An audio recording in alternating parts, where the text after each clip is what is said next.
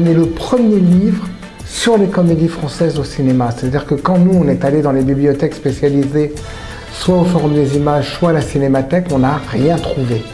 Rien de sujet réfléchi, enquêté sur les comédies, sur les films les plus populaires de France.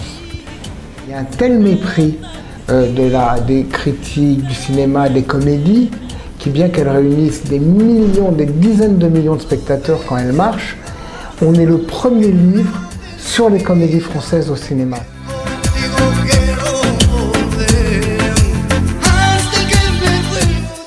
Un film a une vie souvent très différente selon le pays qui l'accueille.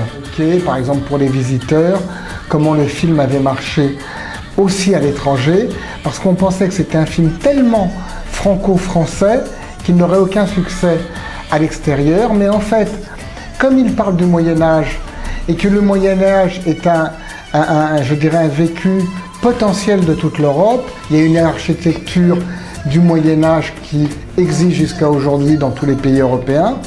Il y a des films et une littérature qui parlent du Moyen-Âge dans tous les pays européens.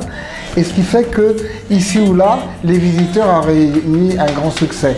Mais sinon, on n'est pas allé sur ce terrain-là, qui est un vrai terrain intéressant.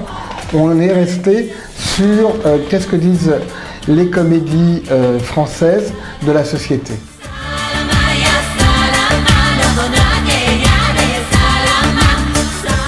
On se rendait compte que quand le film était doublé, il marchait mieux. Est-ce que c'est la raison qui, comme dans d'autres pays européens, a fait que là-bas ça n'a pas marché?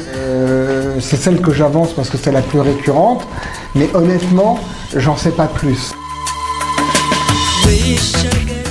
Quand vous voyez par exemple La vérité si je mens 2 et Taxi 2, si on reste sur l'emballement du public, ils ont fait plus d'entrées que le 1.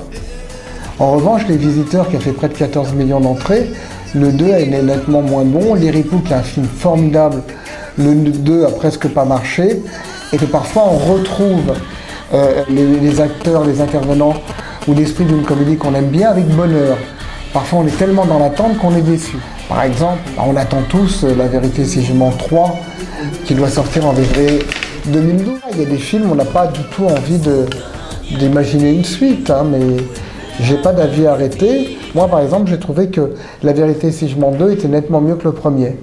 Voilà, donc je suis très content qu'il y ait eu une suite.